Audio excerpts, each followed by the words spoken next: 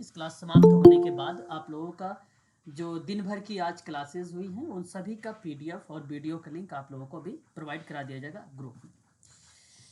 तो ये जो क्लास है ये DSSB पर बेस्ड है।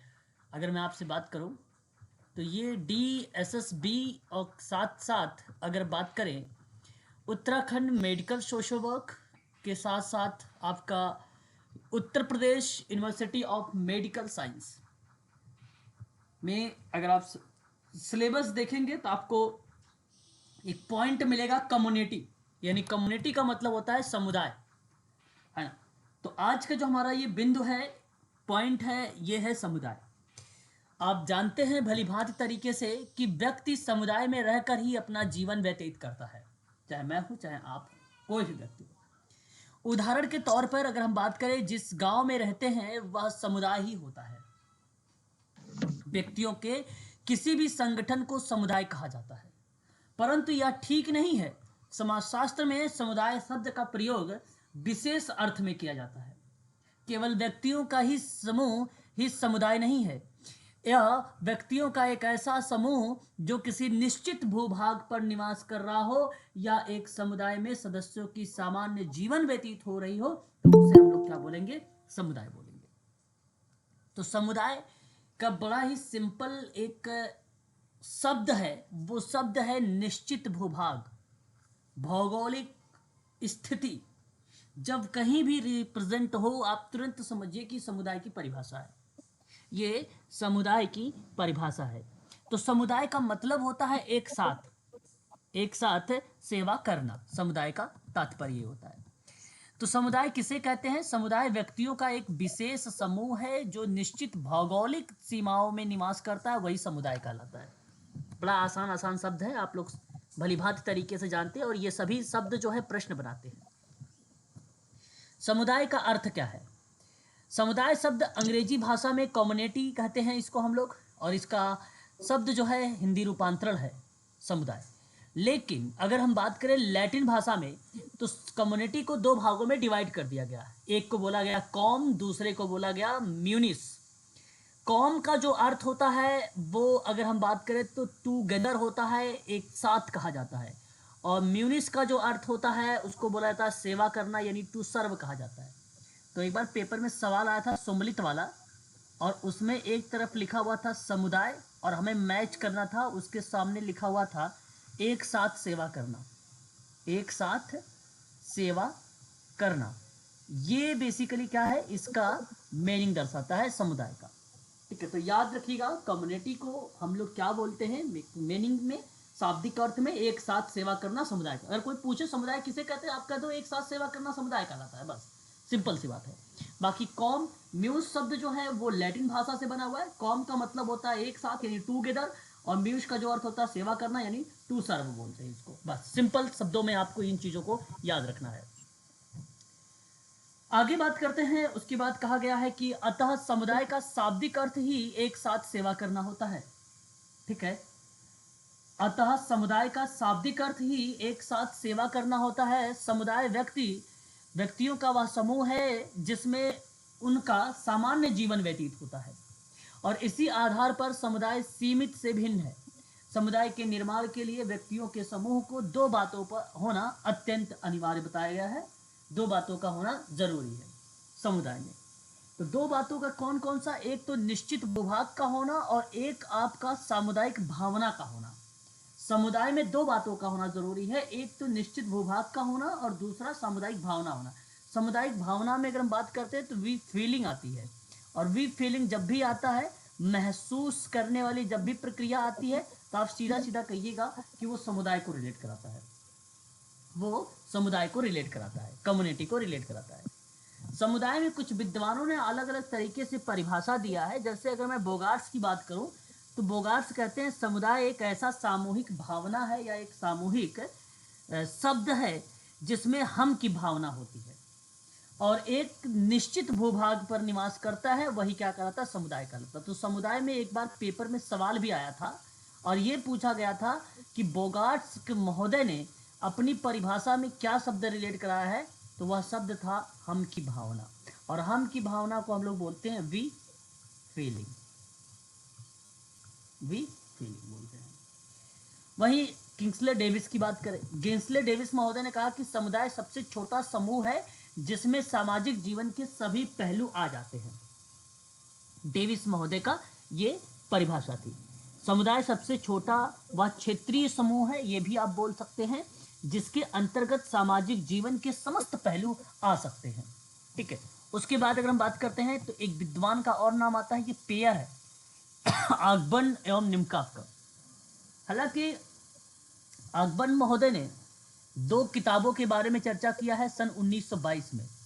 एक किताब का नाम था सोशल चेंज, दूसरी किताब का नाम था सोशल कल्चर, सॉरी क्या बोलते थे उसको, कल्चर लैग। दूसरे क्या बोलते थे, हाँ, कल्चर लैग। कल्चर लैग को हम लोग क्या कहते हैं, सांस्कृतिक विलंबना, सांस्कृतिक विलंबना बोलते हैं। ठीक है, ये आपको ध्यान में रखना होगा। उसके बाद देखिए इन्होंने कहा कि एक निश्चित क्षेत्र में रहने वाले जो सामाजिक जीवन के संपूर्ण संगठन है वही समुदाय कहलाता है। ठीक है, ये आगबन की परिभाषा थी कि इन्होंने कहा कि एक निश्चित क्षेत्र में, मतलब कोई एक निश्चित एरिया है, उस एरिया में जो सामाजिक जीवन के संपूर्ण संगठन है ना, जो भी टोटली संगठन है या ऑर्गेनाइजेशन है, वही कम्युनिटी है, इनका कहना है।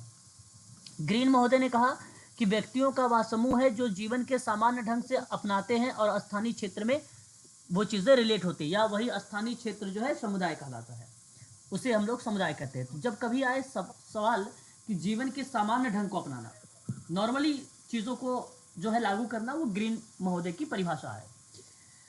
एक विद्वान का नाम आता है मेंजर, या मेंजर भी कहा जाता है इनको। वह समाज जो एक निश्चित भूभाग में रहता है, वह समाज जो एक निश्चित भूभाग में रहता है, और निश्चित भूभाग तो हालांकि बोगार्ट्स भी बता रहे थे, लेकिन अपने शब्दों में जरूर जोड़ेंगे वो हम की भावना। लेकिन अगर कोई पर्टिकुलर निश्चित भूभाग आएगा तो मेंजर का नाम लगाइएगा और यहाँ आपका ऑप्शन करेक्ट हो जाएगा, इसको बोलते हैं समुदाय। ठीक है, समुदाय की कुछ खास विशेषता होती है, मतलब आप विशेषता के आधार पर उनके महत्व को भी बता सकते हैं। आप ये कह सकते हो कि समुदाय में जो है एक सामुदायिक भावना पाई जाती है, एक हम की भावना पाई जाती है, एक आत्मनिर्भरता पाई जाती है। ठीक है, आप ऐसा भी बोल सकते हो। ठीक है, तो देखिए जो सामुदायिक भावना होता है उसका मतलब होता है कि सामुदायिक भावना ही समुदाय की नींव है, और समुदाय के सदस्य जो होते हैं ना, अपने हितों की पूर्ति के बारे में, अपने हितों की पूर्ति के लिए ही नहीं सोचते हैं, बल्कि सभी समुदाय के लिए सोचते हैं। क्योंकि वी फीलिंग है, वी शब्द में क्या होता है, हम शब्द यूज होता है। अगर मैं कहूं कि मैं अपना लाभ चाहता हूं, तो इसका मतलब इसमें कम्युनिटी नहीं हुआ, ये पर्टिकुलर मैंने सोचा है। अगर मैं कह रहा हूं कि हम सब का यहाँ पे कल्याण होगा, हम सब का जो है विकास होगा, तो यहाँ पर हमने कम्युनिटी शब्द को रिलेट कराया। हम यानी वी और आई यानी मैं, दोनों में अंतर होता है। ठीक है, और एक होता है हम की भावना, समुदाय में रहने वाले लोगों में हम की भावना निहित होती है। हम का भावना जो है दायित्व और निर्भरता की भावना समुदाय के सभी सदस्यों का एक सूत्र में बांधने का प्रयास भी करती है, और ये भी बात करेक्ट है। आत्मनिर्भरता, सामान्य जीवन एवं जीवन की आवश्यकताओं की पूर्ति के लिए समुदाय में आत्मनिर्भरता पाई जाती है। प्राचीन समाज में अगर हम बात करें, समुदाय काफी सीमा तक आत्मनिर्भर थे, परंतु आज यह विशेषता प्रायः समाप्त हो गई है। ठीक है, परंतु आज यह विशेषता प्रायः समाप्त हो गई है। इस चीज को ध्यान रखिएगा, प्राचीन समाज में ही समुदाय काफी सीमा तक आत्मनिर्भर थे, आज ये विशेषता समाप्त हो गई है। कारण ये है कि आज लोग अपना लाभ चाहते हैं, समुदाय का लाभ नहीं चाहते। पहले क्या हुआ करता था कि अगर गांव में अगर आप जाएंगे ना, ग्रामीण क्षेत्रों में शादी विवाह या कोई भी ऐसा कार्यक्रम हुआ करता था तो पूरा गांव जुट जाता था, यानी एक प्रकार से एकत्रित हो जाता था उनकी मदद करने के लिए। आज वो समय बदल गया है। ठीक है, लोग अपने कामों में व्यस्त रहते हैं, उनके पास टाइम नहीं है कि उनके घर जाएं। ठीक है, तो अब आजकल हालांकि सुविधाएं बहुत चली गई हैं, है ना, लोग आदमी कर देते हैं, सारी व्यवस्था वही कर लेते हैं। ठीक है, तो इस वजह से ये धीरे धीरे समाप्त हो गया। उसके बाद अनिवार्य सदस्यता, समुदाय की सदस्यता में अगर हम बात करें तो अनिवार्य होती है। कम्युनिटी में जो है मेंबर्स का कंपलसरी कहा गया है, और यह व्यक्तियों की इच्छा पर निर्भर करता है। व्यक्ति जन्म से ही समुदाय में सदस्य बन जाता है, जाहिर सी बात है, कम्युनिटी में जहाँ उसका जन्म हुआ उसका वो सदस्य बन जाता है। सामान्य जीवन के कारण समुदाय से अलग रहकर व्यक्ति की आवश्यकताओं की पूर्ति नहीं कर पाता है वो, और सामान्य जीवन के कारण वो क्या करता है, कम्युनिटी से अलग रहता है, और जब वो व्यक्ति अलग रहेगा तो जाहिर सी बात है उसकी आवश्यकताओं की पूर्ति ही नहीं हो पाएगी। और उसके बाद एक समुदाय में बात करते हैं तो अस्थायित्व, पेपर में सवाल आता है कि कम्युनिटी के विशेषता बताइए, कहेगा कि कम्युनिटी की विशेषता ना बताइए, इनमें से कौन सा नहीं भी है, ऐसे भी सवाल बनते हैं। ठीक है, तो याद रखिएगा। तो एक विशेषता आप लोगों को संस्था दे देगी या समिति की दे देगी, ठीक है, जो वो रिलेट नहीं कराती है उसको, है ना। तो अगर स्थायित्व की बात करते हैं तो इसकी अवधि जो है व्यक्ति के जीवन की लंबी होती है। व्यक्ति समुदाय में पैदा होते हैं तथा चले जाते हैं, लेकिन इसके बावजूद समुदाय का अस्तित्व बना रहता है। इसी कारण यह अस्थायी संस्था के रूप में भी जानी जाती है। इसका अस्तित्व यानी एक प्रकार से अस्थायित्व भी देखने को मिलता है। अच्छा बताइए, वो कौन सा विद्वान है जिसने कहा कि व्यक्ति समाज में आवश्यकता लेकर पैदा होता है और आवश्यकता के साथ ही वो मर जाता है? ये किस विद्वान ने कहा है, बता सकते हैं आप लोग? मेरी आवाज स्पष्ट है तो एक बार क्लियर करिएगा। जी सर। आवाज आ रही है सर। सर नहीं मैं पता कई बार जी। मैस्लो अब्राहम मैस्लो, सोनी बताई भाई, लेट क्यों बता रहे हो, हैं? जल्दी बताया करो, अच्छी बात है, गुड। मैस्लो का अनम्यूट नहीं हो पाया अब्राहम था। मैस्लो। विशिष्ट नाम होते हैं। प्रत्येक समुदाय का कोई ना कोई नाम अवश्य होता है। इस नाम के कारण समुदाय की एकता का भी जन्म होता है। समुदाय का नाम ही व्यक्तियों की अकेलेपन की भावना को प्रोत्साहन कर देता है। ठीक है, तो जाहिर सी बात है, फलाने कम्युनिटी के हैं, फलाने एरिया के हैं, ठीक है, तो इससे क्या होता है, एक विशिष्ट नाम पता चल जाता है, ये एक स्पेसिफिक नाम बता देता है। समुदाय में ही एक सामान्य नियम पाए जाते हैं। समुदाय की प्रमुख विशेषता यह है कि समुदाय के समस्त सदस्यों के व्यवहार सामान्य नियमों द्वारा नियंत्रित होते हैं। जब सभी व्यक्ति सामान्य नियम के अंतर्गत कार्य करते हैं तब उसमें समानता की भावना का विकास होता है, और यही भावना समुदाय के पारस्परिक सहयोग में वृद्धि भी कर देती है। तो यानी इसीलिए कहा जाता है कि एक सामान्य नियम होता है। कुछ कम्युनिटी में ऐसे नियम होते हैं, जब इलेक्शन वगैरह होता है गांव में आप जाइएगा तो आपको पता चलेगा, देखेंगे आप लोग, तो वो कहेंगे कि फलाने के अगर हम इलेक्शन में वोट देंगे तो वो उन्हीं को वोट देंगे चाहे कुछ भी हो जाए। और ये ओपन, ऐसा भी नहीं कि वो छिप के कहते हैं भैया मैं आपको वोट दूंगा, उनको पता भी है वहां से नहीं इलेक्शन वोट मिलेगा यहाँ से भाई। तो अब तो ये धीरे धीरे समाप्त हो गया, पहले बहुत था ये सारी चीज़ें, लेकिन आज भी कुछ जगहों पर ये सारी चीज़ें हैं। ठीक है, पारस्परिक सहयोग इसको बोलते हैं। सामान्य जीवन, प्रत्येक सप्ताह में रहने वाले सदस्यों का रहन सहन, भोजन, ढंग, धर्म सभी काफ़ी सीमा तक समान होते हैं। समुदाय का कोई विशिष्ट लक्ष्य नहीं होता है। समुदाय के सदस्य अपना जीवन समुदाय में ही व्यतीत करता है, ये बात सत्य है। व्यक्तियों का समूह होता है, ये तो बात आप जानते ही। कारण यह है कि निश्चित एक भौगोलिक क्षेत्र में निवास करने वाले व्यक्तियों का समूह है, तो जो समुदाय है वो समुदाय का निर्माण एक व्यक्ति से नहीं हो सकता, है ना। समुदाय के लिए व्यक्तियों का समूह का होना अति आवश्यक है, और तभी तो समुदाय कहलाएगा, अदरवाइज समुदाय नहीं कहलाएगा। आप सोचोगे कोई एक व्यक्ति पर बात किया जाए तो वो समुदाय नहीं है। ठीक है, व्यक्तियों के समूह की बात करो तो वो समुदाय है। आपको ध्यान रखना है, दो शब्द आते हैं, एक मूर्त आता है, एक अमूर्त शब्द आता है। मूर्त को समझ लीजिए, मूर्त अर्थात जिससे हम बात कर सकते हैं, जिसको हम देख सकते हैं और जिसको हम छू सकते हैं, वह मूर्त कहलाता है। जिसको हम देख सकते हैं, छू सकते हैं, स्पर्श कर सकते हैं, उसको हम मूर्त कहते हैं। ठीक है, उदाहरण के तौर पे अगर हम बात करें तो समुदाय, आपको पता होगा कि समुदाय में व्यक्तियों का समूह होता है, और उनमें हम बात कर सकते हैं, देख भी सकते हैं और छू भी सकते हैं। तो इसलिए समुदाय की एक इम्पोर्टेंट भूमिका है, ये मूर्त कहलाती है। ठीक है, और एक अमूर्त शब्द होता है, अर्थात अमूर्त का मतलब होता है हम ना तो बात कर सकते हैं और ना ही उसे हम देख सकते हैं, ना ही हम उसे स्पर्श कर सकते हैं, ना ही उसे छू सकते हैं, उसको अमूर्त कहते हैं। उदाहरण के तौर पे समाज ले लीजिए, समाज को हम ना ही देख सकते हैं और ना ही हम उसे छू सकते हैं और ना ही हम उससे बातें कर सकते हैं। ठीक है, इसलिए हम क्या कह सकते हैं कि यह अमूर्त है। आप सिंपल सी बात, मैंने अगर आपसे कहा कि आप जो है एप्पल की परिभाषा बताइए या एप्पल की विशेषता बताइए, तो आपने सेब की विशेषता बताया कि सेब लाल कलर का होता है, सेब मीठा होता है, सेब गोल होता है, इस तरीके की विशेषता बताने लगे आप लोग। और आपने ये चीज़ें सोच के बता रहे हैं, क्योंकि आपके सामने प्रत्यक्ष रूप से सेब नहीं है, आप बता रहे हैं। ठीक है, तो ऐसी कंडीशन पे इसको अमूर्त कहेंगे। और अगर मैं यही आपको सेब दिखा कर कहूँ कि देखो ये देखो सेब है, लाल कलर का है, गोल है, मीठा होता है, खा कर दिखा रहा हूँ, आपको प्रत्यक्ष रूप से वो ऑब्जेक्ट दिखा रहा हूँ, तो वो मूर्त है। वो क्या है, वो मूर्त है। ठीक है, समुदाय और समाज में थोड़ा सा अंतर है, इसको भी समझ लीजिए। समुदाय क्या कहता है, समुदाय व्यक्तियों का समूह होता है, करेक्ट बात है। व्यक्तियों का समूह होने के कारण समुदाय मूर्त होता है। समुदाय के लिए अगर हम बात करें तो सामुदायिक भावना जो है अत्यंत आवश्यक है। समुदाय में जो है सहयोगी सामाजिक संबंधों पर जो है विशेष जोर देता है।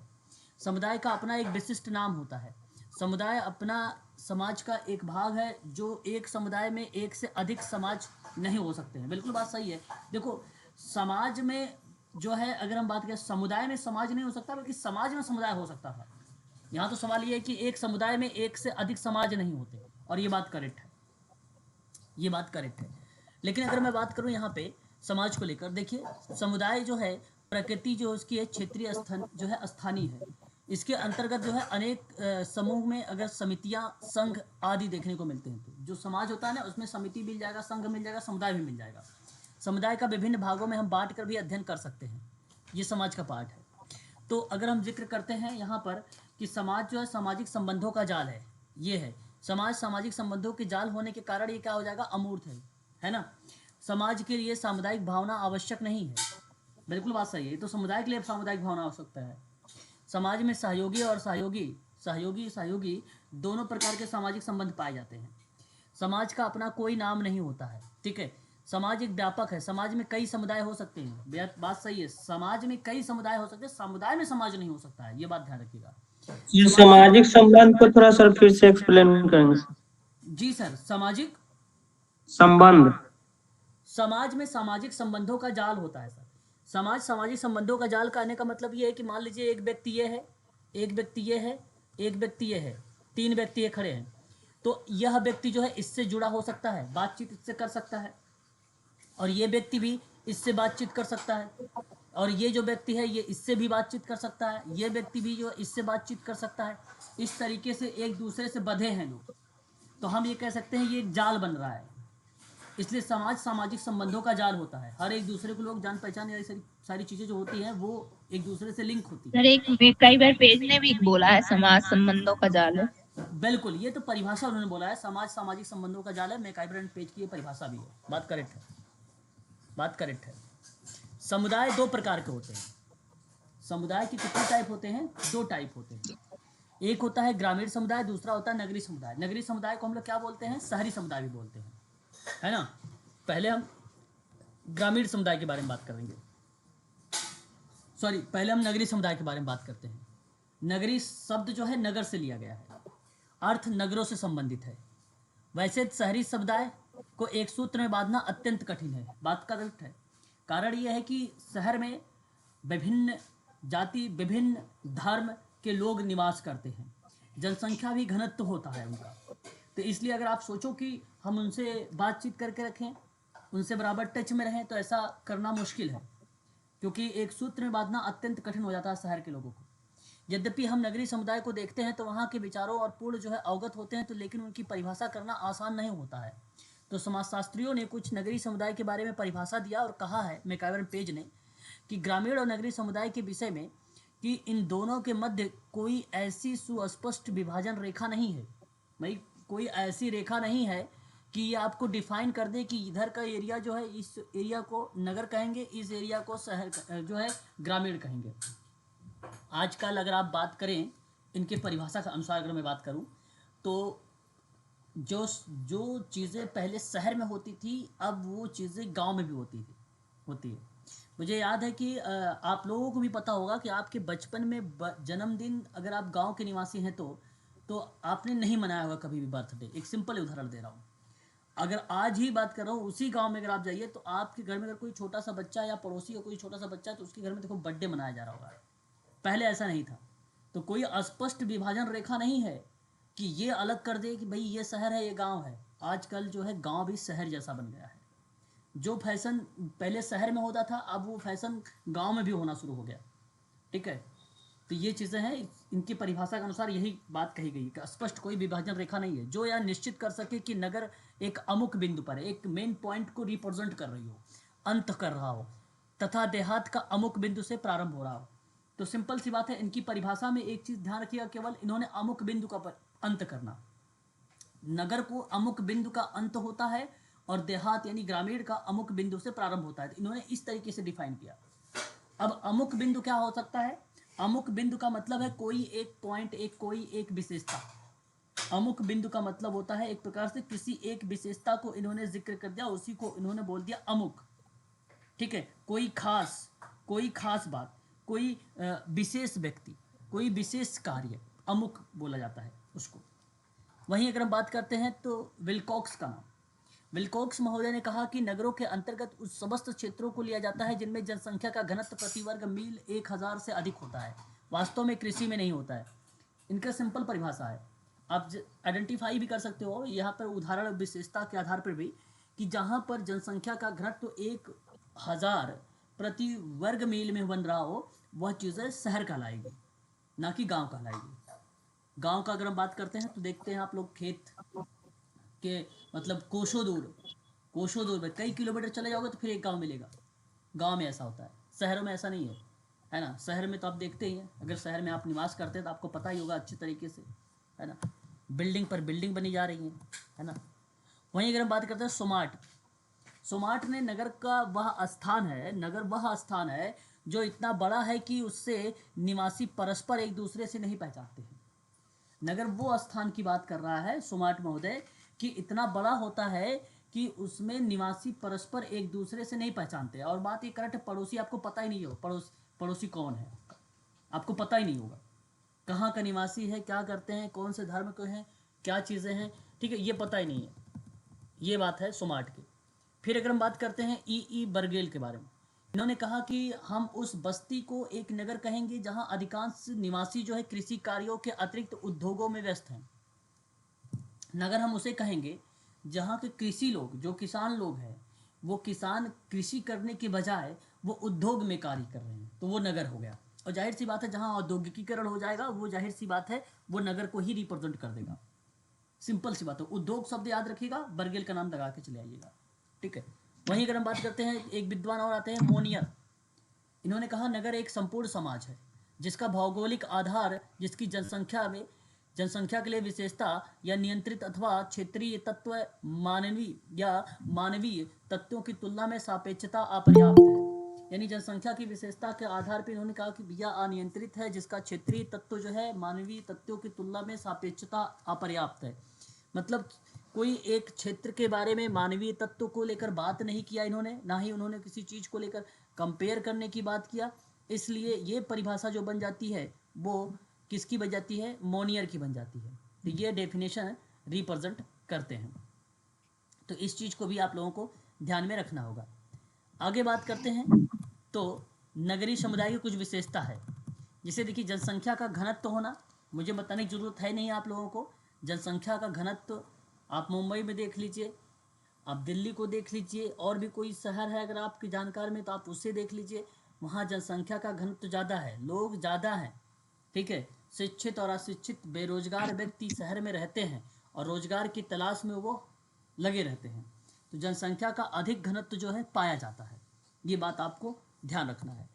उसके बाद अगर हम बात करते हैं विभिन्न संस्कृतियों का केंद्र पाया जाता है, तो शहर में ना आपका पड़ोसी भी पता नहीं कौन सी संस्कृति का है, कौन से धर्म का है, ये पता नहीं है। तो वैसे हम ये बात कह सकते हैं कि शहर में व्यक्ति जो है ग्रामीण अलग अलग ग्रामीण के क्षेत्रों से आते हैं, तो उनकी अलग संस्कृति होती है, उनकी अलग धर्म होता है, तो इसलिए हम कह सकते हैं कि विभिन्न संस्कृतियों का केंद्र होता है शहर, है ना। शहर विभिन्न संस्कृतियों का केंद्र माना जाता है। ईजी है सब के सब। औपचारिक संबंध, देखिए नगरीय समुदाय में औपचारिक संबंध का जो है बाहुल्य होता है। देखा जाता है कि सदस्यों के जो है सदस्यों का व्यस्त जीवन, उसकी व्यक्तिगत निर्भरता के कारण आपसी संबंध औपचारिक होता है, उसे पारस्परिक संबंधों का कानून से नियमन होता है। एवं नगरीय समुदाय में सदस्यों का संबंध जो है घनिष्ठता नहीं पाई जाती है और यह औपचारिक होता है ना। तो बेसिकली देखो, एक नियम है, एक रूल है, एक रेगुलेशन है, रीति रिवाज है, उनके परंपराएं हैं, उसी को फॉलो करते हैं, वो अपने जीवन में ही व्यस्त रहते हैं। व्यक्तिगत निर्भरता के कारण ये चीज़ें कही जा सकती है कि ये औपचारिक है, ये औपचारिक है। अनौपचारिकता वो होती है बेसिकली जहाँ पर अगर हम बात करें, हम आपसे मिल रहे हैं, आप लोगों आपसे और लोग भी मिल रहे हैं, तो आप उसे कह सकते हैं कि ये अनौपचारिक है। अनौपचारिकता कहाँ पाई जाती है, वो ग्रामीण में पाई जाती है। अंधविश्वास की कमी होती है, गाँव में अगर आप देखोगे तो अंधविश्वास खूब पाया जाता है, ठीक है। शहरों में अंधविश्वास की कमी पाई जाती है। कारण यह है कि नगरीय समुदाय में विकास के साधन की सुविधाओं उपलब्धता के साथ साथ शिक्षा और सामाजिक बोध जो है ग्रामीण समुदाय से अधिक होता है इनके पास। और यह कि लोग जो होते हैं वो पुराने अंधविश्वासों और रूढ़ियों को कम विश्वास करते हैं। इसके अतिरिक्त जो है नगरीय समुदाय जीवन व्यस्त होने के कारण इनके समय नहीं मिल पाता है कि पुराने रीति रिवाज और अंधविश्वास का पालन कर सके ये। ठीक है, तो ये चीज़ें बेसिकली बताई जाती है जो है अंधविश्वासों में कमी। ठीक है, आगे हम बात करते हैं आवास की समस्या। बात सही है, जहाँ जनसंख्या घनत्व होगा उनके पास जाहिर सी बात है आवास की कमी होगी। आपको अगर हम बताएं, यहाँ पर आप लोगों ने शहर में देखा भी होगा झुग्गी झोपड़ी, आपने रेलवे स्टेशन बस स्टैंड पर कि वहाँ पे भी लोग क्या करते हैं, निवास करते हैं और रहते हैं। ठीक है, और कुछ लोगों को आपने देखा होगा कि बड़े बड़े उनके मकान बने होंगे। ठीक है, उसमें एक ही व्यक्ति, दो ही व्यक्ति रहते होंगे। तो ये कहा जाता है एक प्रकार से आवास की समस्या है। तो आज विभिन्न कार्यकारी आवास योजना के बावजूद भी बड़े बड़े नगरों में आवास की समस्या अति गंभीर होती जा रही है। अनेक गरीब और कमज़ोर लोग अपनी रातें सड़क के किनारे, बस अड्डे और रेलवे स्टेशन पर व्यतीत करते हैं। अधिकाधिक मध्यम वर्गीय व्यक्ति के पास जो है औसतन केवल 1 या 2 कमरों का मकान होता है।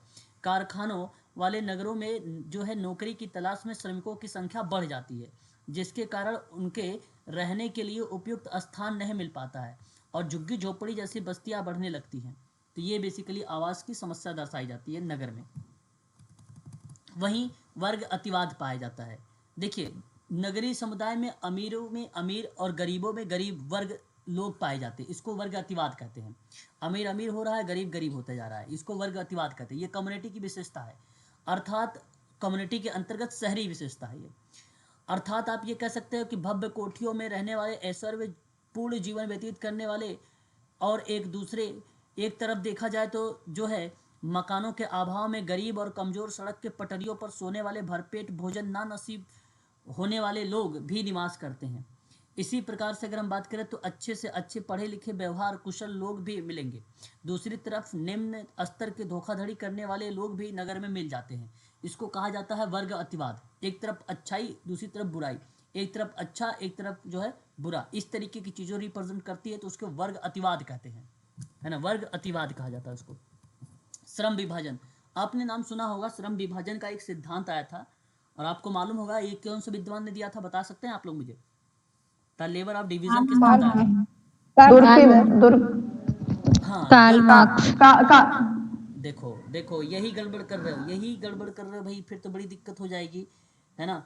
द लेबर ऑफ डिवाइड, जब हम बात करते हैं द लेबर ऑफ डिवीजन की, तो वहाँ पे प्रक्रिया हमारे सामने देखने को इमाइल मिलती दुर्खाइम। है, इस्मिल या इमाइल दुर्खिम का नाम मिलता है। बिल्कुल करेक्ट बात। दुर्खेम। तो श्रम का विभाजन का जो एक सिद्धांत आया था वो इस्माइल दुर्खिम या इमिल दुर्खिम का नाम आता है। इस चीज़ को आप लोग ध्यान रखेंगे खासकर, है ना। तो यहाँ श्रम विभाजन भी देखो मिलता है। नगरीय समुदाय में अनेक व्यवसाय होने वाले लोग होते हैं। ग्रामीण समुदाय में अधिकाधिक लोगों का जीवन जो है कृषि से संबंधित होता है, उन कार्यों पर निर्भर होता है। दूसरी तरफ अगर नगर की बात करते हैं तो व्यापार, व्यवसाय, नौकरी, अध्ययन आदि के लोगों पर जीवन निर्भर होता है। नगरीय समुदाय में स्त्रियों को बाहर निकलने का और तथा पारिवारिक आर्थिक भार में बांटने की पूर्ण स्वतंत्रता होती है। वहीं अगर हम बात करते हैं पुरुषों के समान विभिन्न व्यवसाय में पुरुषों का हाथ बटा रही होती हैं महिलाएं जो शहर में। ग्रामीण में अगर आप देखा जाए, अब तो ग्रामीण वाले भी कुछ लोग जो है जागरूक हो गए हैं, लेकिन अभी भी उतनी चीज़ें पूर्ण रूप से आप नहीं कह सकते हो। फिर भी आज भी जो है महिलाएं घर में ही रहती हैं। ठीक है, एकाकी परिवार की बात करते हैं। एकाकी परिवार का मतलब होता है कि जो है विवाहित दो पति पत्नी और उनके अविवाहित बच्चे, वो एकल परिवार होता है। एकल परिवार आपको शहर में मिलेगा, गांव में नहीं मिलेगा। गांव में तो आपको संयुक्त परिवार मिलेगा। कुछ परिवारों में तो आप लोगों को 40-40, 30-30 लोग भी मिल जाएंगे, है कि नहीं? ऐसा परिवार देखा है आप लोगों ने? जी सर। नहीं। नहीं देखा है? अच्छा जी। देखा है सर। होता नहीं है, सर। हाँ, देखा है होता सर। देखा है सर। हाँ बिल्कुल सही बात।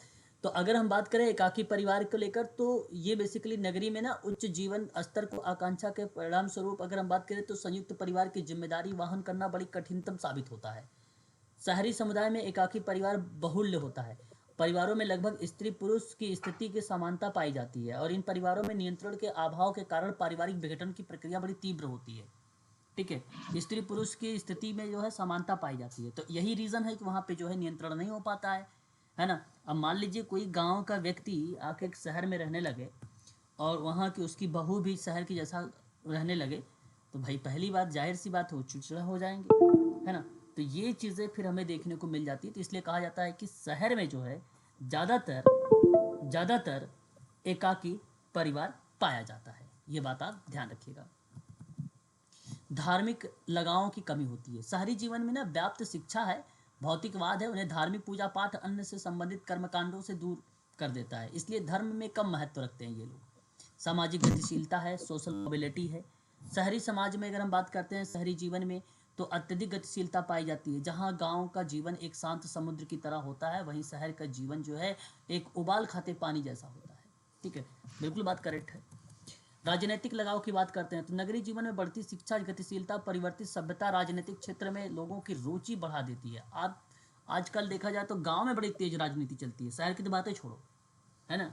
गांव में भी राजनीति बहुत जबरदस्त चलती है। इनको अपने अधिकार, कर्तव्य, राजनीतिक गतिविधियों का ज्ञान होने लगता है और राजनीतिक क्षेत्रों में झुकाव इनका बढ़ जाता है। तो ये बेसिकली राजनीतिक जो लगाव होता है ज़्यादातर देखने को मिलता है, किताबी लैंग्वेज में बात करें अगर हम लोग, तो वो मिलता है शहर में। ठीक है, तो ये था आप लोगों के सामने जो शहर की विशेषता। पेपर में सवाल बनता है शहर की विशेषता बताइए, नगर की विशेषता बताइए। ठीक है, अब बात करेंगे ग्रामीण की, शहर की और ग्रामीण। शहर की और ग्रामीण, देखो शहर और नगर दोनों एक होता है, बात को ध्यान से सुन लीजिए। ग्रामीण समुदाय क्या कहते हैं? ग्रामीण समुदाय के अंतर्गत जो है संस्थाओं और ऐसे व्यक्तियों का संकलन होता है जो छोटे से केंद्र के चारों ओर संगठित होते हैं और एक समान प्राकृतिक हितों में लाभ जो है लाते हैं या लेते हैं। आप ये भी कह सकते हो जैसे कि ग्रामीण के लोग अगर जो है ऐसे व्यक्तियों का संग्रह होता है जहाँ छोटा सा एक केंद्र होता है, एक छोटा सा केंद्र है और इनका संपूर्ण जीवन जो है प्राकृतिक के हितों पर क्या होता है, निर्भर होता है।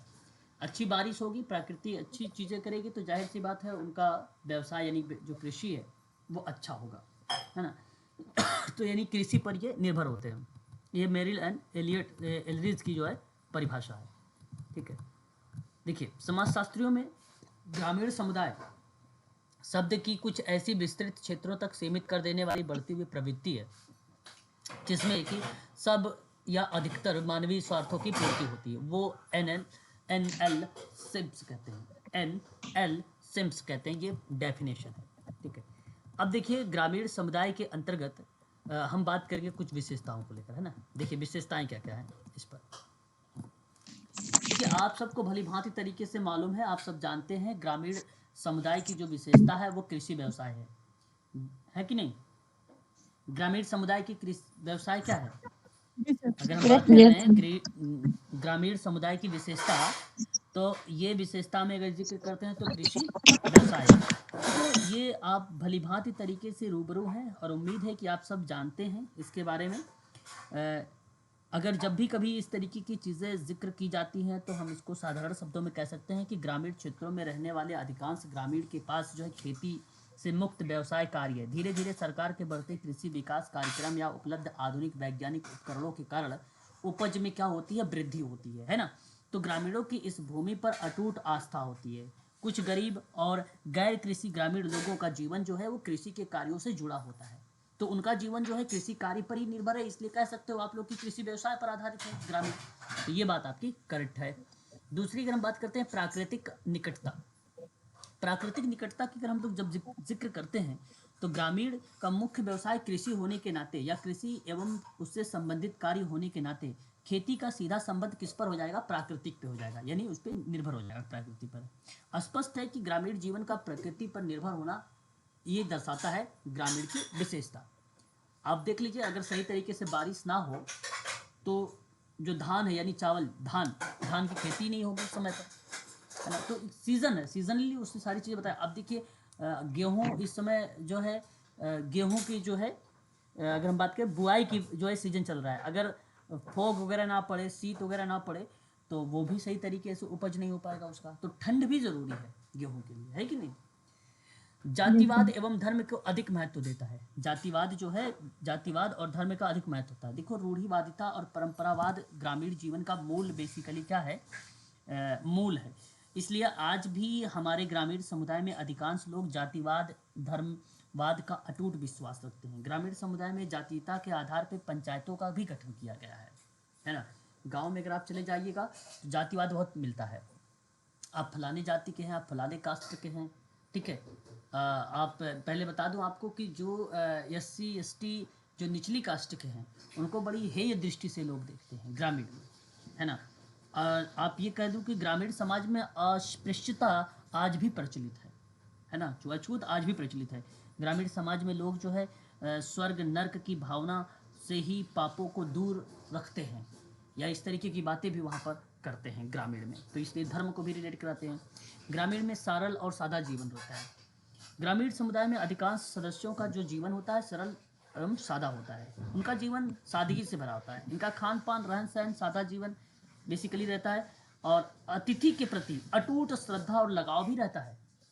अतिथि अगर पहुंच जाए, देखो अतिथि मतलब गेस्ट, अगर पहुंच जाए तो शाम को, पता है मुर्गा जानते हो, मुर्गा नहीं जानते मुर्गा? अरे भाई मुर्गा मुर्गी है, BP सर हाँ हाँ जानते हो? वो लाके तुरंत बनाएंगे, अच्छा अच्छा, है ना। जितना हाँ बढ़िया हाँ बनाएंगे बिल्कुल उतना बिल्कुल बढ़िया करने का प्रयास करेंगे, है ना। तो इस सही तरीके का बात है। जीवन जो है गांव में चलता है ना, सरल और सादा जीवन। तो अतिथि अगर आ जाए, आप जाइएगा कभी, अतिथि बन के देखिए कितना सत्कार आपका होगा गाँव में। उसके बाद बात करते हैं संयुक्त परिवार।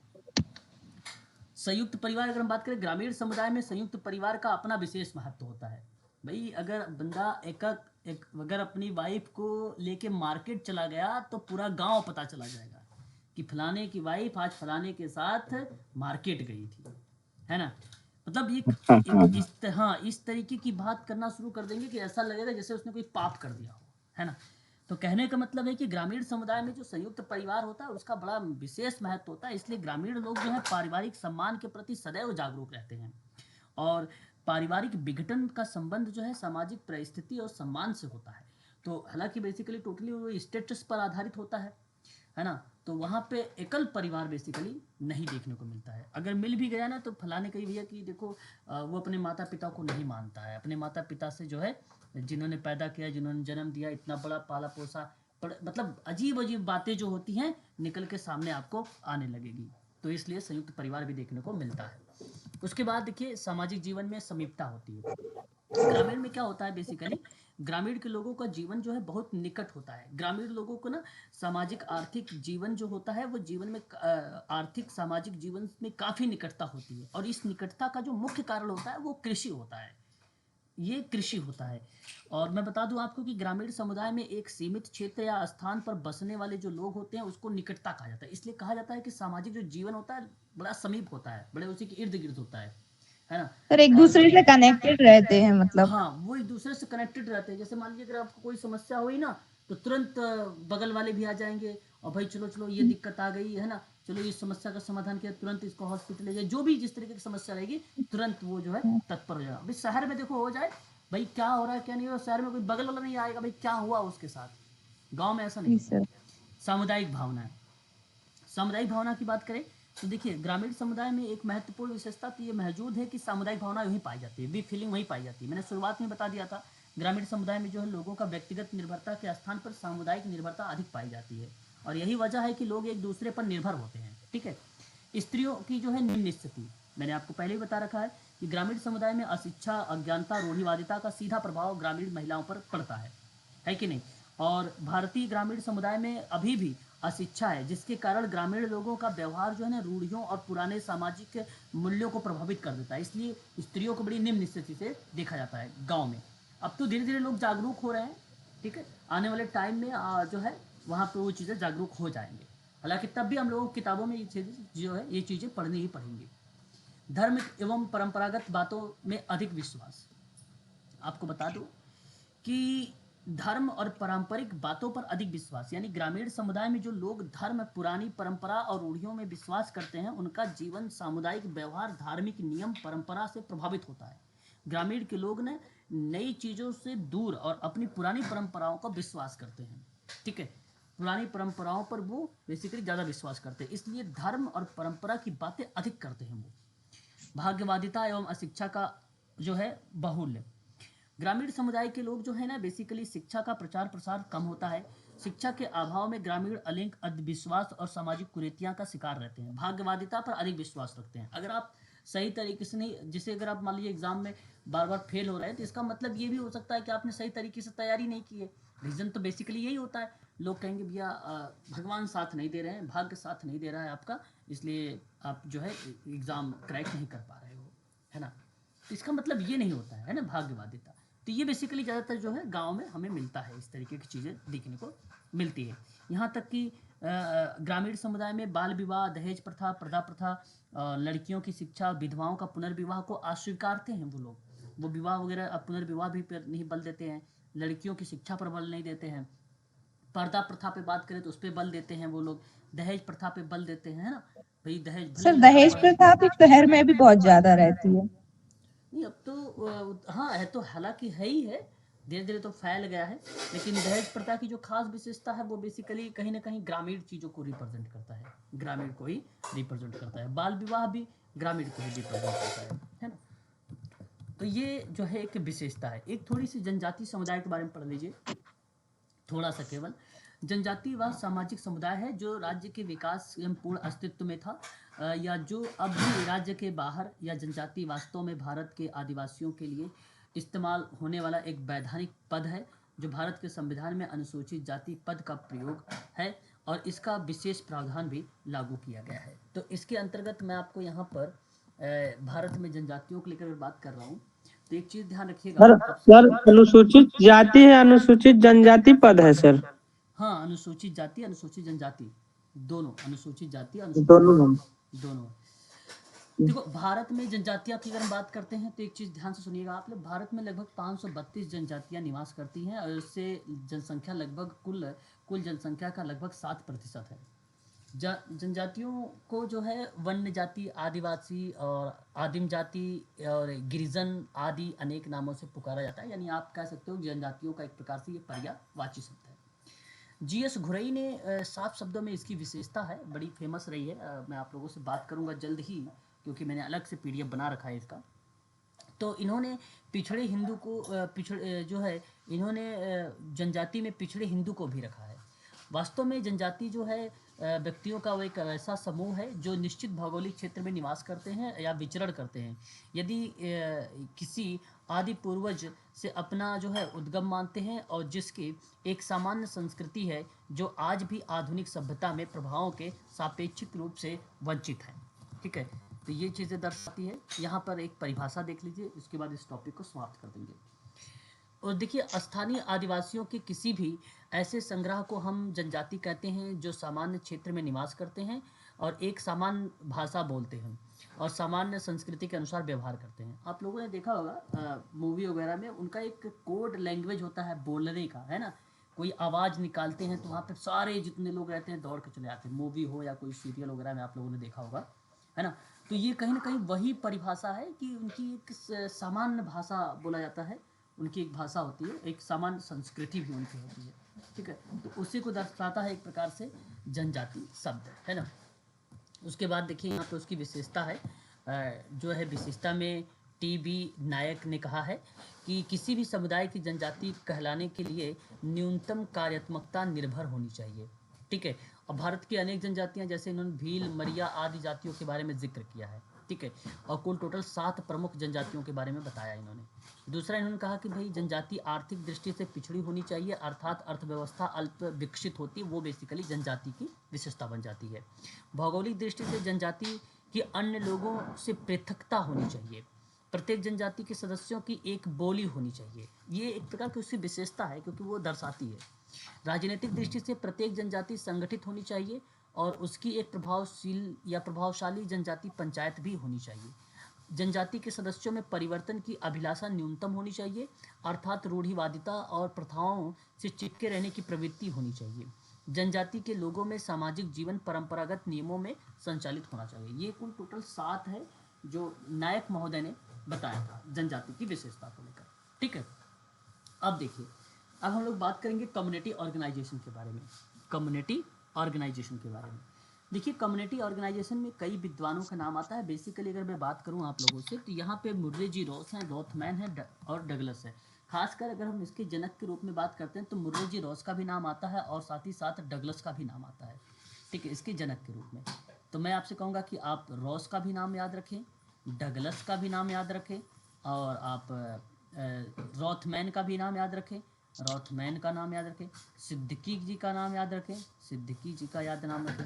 ये कुछ ऐसे फेमस शब्द हैं जो कम्युनिटी ऑर्गेनाइजेशन को प्रस्तुत करते हैं, यानी कम्युनिटी के बारे में बताते हैं। ठीक है, अब देखिए, सामुदायिक संगठन जो है एक प्रकार से समाज कार्य की प्राथमिक प्रणाली के अंतर्गत ये डिवाइड किया गया। प्राथमिक प्रणाली डिवाइड करने वाला अगर कोई विद्वान था तो उसका नाम था वाल्टर एंड्रियास फ्रेडलैंडर, जिन्होंने दो माध्यम से डिवाइड किया। एक का नाम रखा प्राथमिक और दूसरे का नाम रखा उसने समाज कार्य में सहायक प्रणाली। तो जो प्राथमिक प्रणाली थी समाज कार्य की प्रणाली में, उसके अंतर्गत केस वर्क आता था, ग्रुप वर्क आता था और कम्युनिटी वर्क आता था। जो सहायक प्रणाली थी उसके अंतर्गत अगर हम बात करते हैं तो वो एक सोशल वेलफेयर और एडमिनिस्ट्रेशन आता था, और एक सोशल रिसर्च आता है, और एक सोशल एक्शन आता है। ये तीन आती है। तो हम बात करने वाले हैं कम्युनिटी और जो है वर्क पर, या आप कह लीजिए कम्युनिटी ऑर्गेनाइजेशन पर। तो सामुदायिक संगठन एक प्रक्रिया है।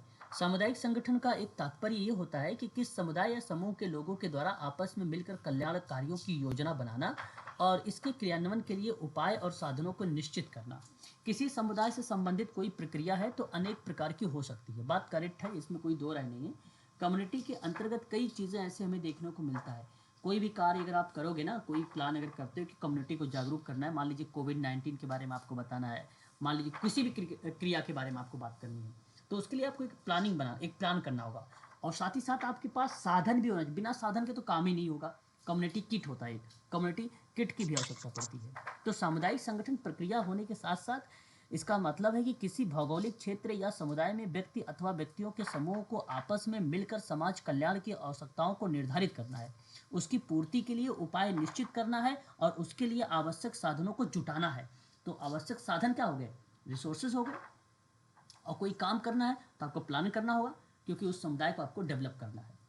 तो किसी समुदाय से संबंधित प्रक्रियाएं अनेक प्रकार की हो सकती हैं। अतः आप सामुदायिक संगठन की प्रक्रिया का अभिप्राय है, अभिप्राय का मतलब होता है अभिप्रेत, यानी तात्पर्य, यानी आशय, केवल ऐसे प्रक्रिया से है जिसमें समुदाय की शक्ति और योग्यता का विकास किया जाता है। ठीक है, तो ये बात आप ध्यान रखिएगा। तो प्रक्रिया ऐसी है जो समुदाय की शक्ति और योग्यता का विकास करने पर बल देती है। हालांकि अगर हम बात करें तो कम्युनिटी ऑर्गेनाइजेशन दो शब्दों से मिलकर बनाया गया है, एक तो सामुदायिक, दूसरा संगठन से। आपको बता दूं कि व्यक्ति का समाज में एकांत में रहना संभव नहीं होता है। अन्य व्यक्तियों के साथ विभिन्न तरीके से संबद्ध रहता है, मिलकर समूह का निर्माण करता है, और व्यक्ति अपनी इच्छा अनुसार एक समय में कई समूहों का सदस्य भी बना रहता है। अक्सर व्यक्ति अपने निकट लोगों के संबंध रख पाता है, और इन समूहों में व्यक्ति संबंध निकटता के आधार पर भी पाया जाता है। मतलब कम्युनिटी में भी क्या है, निकटता पाई जाती है। ठीक है, इस प्रकार से निश्चित भू क्षेत्र और सामाजिक समूह में रहने वाले व्यक्ति जो है समुदाय का निर्माण करते हैं। तो समुदाय आधारभूत तत्व है जहाँ पे निश्चित भूभाग और उसके सदस्यों में सामुदायिक भावना और उसके बीच जो है आदान प्रदान की प्रक्रिया पाई जाती है, वही बेसिकली कम्युनिटी कहला जाती है। उसके बाद कम्युनिटी ऑर्गेनाइजेशन की सिंपल परिभाषा है कि सामुदायिक संगठन समाज कार्य की एक प्रमुख प्रणाली है या एक मुख्य प्रणाली है, जिसमें एक प्रशिक्षित कार्यकर्ता, यानी आप प्रशिक्षित हैं, आप शिक्षित हैं, आपने मेडिकल सोशल वर्क किया है, आपने MSW किया है, कोई भी डिपार्टमेंट हो सकता है।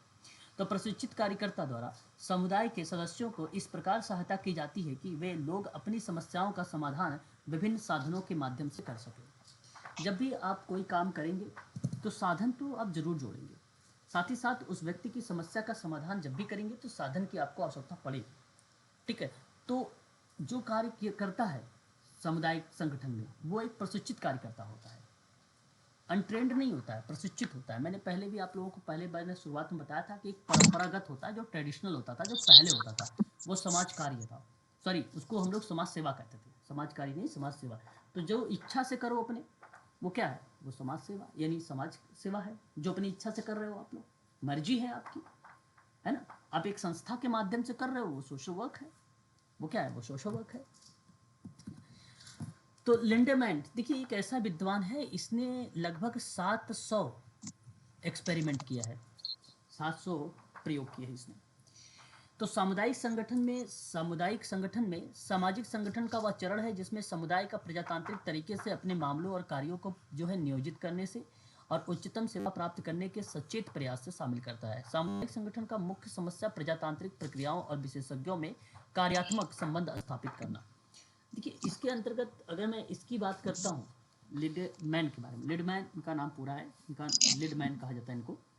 इन्होंने बेसिकली जब भी बात किए थे तो इनका परिपेक्ष जो हुआ करता था वो उपागम और चरण में ज़्यादातर देखने को मिला है, यानी इस स्टेप में। तो इनका भाव ये था कि जब भी आप कोई कार्य करें तो वो एक प्लान करके करें। अगर आप नियोजित करने से कोई क्रिया करेंगे और उच्चतम सेवा प्राप्त करेंगे तो जाहिर सी बात है, जब भी आप कोई काम करें नियोजन करके करें, एक उच्चतम ज़्यादा से ज़्यादा उसको क्रिएटिविटी के साथ उसके साथ कार्य करें और सचेत रहें। सचेत का मतलब रहे जागरूक रहें, जागृत अवस्था में रहें, है ना। तो इस तरीके से जब आप काम करेंगे तो आप अपने कार्यों में सफल होंगे, ऐसा कहना था लिडमैन महोदय का कम्युनिटी ऑर्गेनाइजेशन में, कम्युनिटी ऑर्गेनाइजेशन में। उसके बाद अगर हम लोग बात करते हैं तो एक परिभाषा और आती है, आप देख सकते हैं, समुदाय संगठन का अर्थ व्यक्तियों का एक समूह को अपने सामान्य आवश्यकताओं को पहचानना और उन आवश्यकताओं को पूरा करने में क्या करना है, सहायता देना। तो जाहिर सी बात है, कम्युनिटी ऑर्गेनाइजेशन में ना व्यक्तियों का जो समूह होता है वो सामान्य जो नीड उनकी होती है उस कम्युनिटी की, उन कम्युनिटी की जो नीड है उसको आइडेंटिफाई करना और उसके आइडेंटिफाई करके उन व्यक्तियों की जो ज़रूरतें हैं उन ज़रूरतों को पूरा करना होता है, वही बेसिकली कम्युनिटी कहलाता है। वही क्या कहलाता है, कम्युनिटी, यानी आप कह सकते हैं सामुदायिक संगठन कहलाता है। ठीक है, सामुदायिक संगठन की बात अगर हम आगे करते हैं तो इसका प्रयोग समाज कार्य की उन प्रत्यक्ष और समाविष्ट प्रक्रियाओं के लिए प्रदर्शित करने के लिए किया जाता है जिसकी आवश्यकता समाज कल्याण के उद्देश्यों की पूर्ति के लिए होता है। इसका मतलब ये नहीं हुआ कि केवल हम समूह का ही कर रहे हैं, केवल हम व्यक्तियों को कर रहे हैं। काम आप जो भी कर रहे हो वो समाज के कल्याण के लिए ही कार्य कर रहे हो। ठीक है, तो ये बात ध्यान रखिएगा। इनके शब्द में एक शब्द यूज होता है लिडमैन में, लोकतांत्रिक शब्द, उस शब्द को आप लोग जरूर ध्यान रखिएगा। और ये जो शब्द आप देख रहे हैं ये एक विद्वान है Simon petit, Simon petit, Simon petit की ये परिभाषा है। किसकी परिभाषा है, साइमन पेटिट का। आपने नाम सुना होगा, सन 1990 में एक विद्वान साइमन पेटिट ने एक समाज कार्य में शब्द दिया था। वो शब्द का नाम है, क्या दिया था, यही साइमन पेटिट। प्लीज बताएं, क्या हो गया, सो गए क्या आप लोग? No sir. हाँ बताइए, सन 1990 में साइमन पेटिट, साइमन ने समाज कार्य में कौन सा शब्द दिया था? सामाजिक कार्यकर्ता दिया था। क्या दिया था? सामाजिक कार्यकर्ता। ठीक है, ये बात आपको ध्यान रखना है। ठीक है, लिडमैन ने 1921 में सामुदायिक संगठन को सामाजिक संगठन का वह स्तर है जिसमें समुदाय के द्वारा चेतन प्रयास किए जाते हैं और जिसके द्वारा वह अपने मामलों का प्रजातांत्रिक ढंग से नियंत्रित करता है और अपने विशेषज्ञ और संगठनों, संस्थाओं और संस्थाओं में जाने से, पहचानने से, अंतर संबंधियों और अन्य उच्च कोटि की सेवाएं भी प्राप्त करता है। लिडमैन की कई परिभाषाएं हैं, बट ये भी इम्पोर्टेंट ही है, आप चाहो तो ये भी ध्यान रख सकते हो। जैसे अभी उन्होंने कहा कि मामलों को लोकतांत्रिक तरीके से नियंत्रित करना, ये भी परिभाषा उन्हीं का है। ठीक है, अब यहाँ पे देखिए क्या है, प्रजातांत्रिक ढंग है। प्रजातांत्रिक ढंग, इसका मतलब यही है कि लोकतांत्रिक ढंग से उसको नियंत्रित करता है ना। और अपने विशेषज्ञ संगठन, संस्थानों से जाने पहचाने, अंतर संबंधों तथा उसकी उच्च कोटि की सेवाएं भी प्राप्त करता है। ये लिडमैन की भी परिभाषा है ना। अगर हम बात करते हैं तो एक नाम और आता है मैकनील का। सामुदायिक संगठन एक कार्यात्मक और भौगोलिक क्षेत्र है। भौगोलिक क्षेत्र यहाँ पर आ जाएगा। समाज कल्याण की आवश्यकता पर बात करते हैं। समाज कल्याण साधनों के बीच में जो है प्रगतिशील और अधिक प्रभावशाली समायोजन लाने, उसे बनाए रखने की प्रक्रिया होती है। उद्देश्य इनका ये होता है कि समाज कार्य के उद्देश्य से अनुरूप, क्योंकि इसका प्राथमिक ध्यान केंद्र या ध्यान बिंदु व्यक्ति की आवश्यकता और उनको पूरा करने और उन माध्यम से या उन माध्यमों का प्रावधान करना जो प्रजातांत्रिक जीवन के मूल्यों के अनुरूप है। अब लगता है आपको कि उस समुदाय की जो व्यक्ति है उसको कोई समस्या है, उस समस्या का अगर आपको समाधान करना है तो उसके लिए आपको क्या करना पड़ेगा, आपको उसके लिए साधन, प्लानिंग, ठीक है, समायोजन की क्रियाविधि को फॉलो करना होगा। ये काम जब आप करोगे तो इसका मतलब ये नहीं कि आपने समुदाय का बात किया है, आपने समाज कल्याण की बात की है। आपने समाज को लगा कि भाई आपकी समाज की आवश्यकता है, इसलिए सोशल वेलफेयर नीड की बात किया है, सोशल वेलफेयर रिसोर्सेज की बात किया है आपने। समाज कल्याण संसाधन और समाज कल्याण आवश्यकता, ये 2 शब्द आता है मैकलीन महोदय का, बड़ा फेमस है, इसको आप ध्यान रखिएगा। ठीक। साइमन पेटिट मैंने अभी भी बताया आपको, 1925 यहाँ पे परिभाषा है। सैंडरसन पॉल्सन का भी नाम आता है। डनहम, वेरी वेरी मोस्ट इंपॉर्टेंट, यह एक ऐसा विद्वान है जिन्होंने इस कम्युनिटी ऑर्गेनाइजेशन में कुल टोटल कितने सिद्धांत दिए थे? 28 सिद्धांत दिए थे, 28 सिद्धांत। जिसमें से 7 सिद्धांत जो रहे थे वो शीर्षक रहे हैं। कितने सिद्धांत? 7 शीर्षक रहे हैं। तो 1948 में समाज कल्याण के लिए सामुदायिक संगठन का अर्थ जो इन्होंने बताया कि एक भौगोलिक क्षेत्र या कार्य क्षेत्र के समाज कल्याण साधनों में समायोजन लाना और बनाए रखने की प्रक्रिया से ये चीज़ें शामिल करता है। ठीक है, तो ये फ्रीडलैंडर की भी परिभाषा है।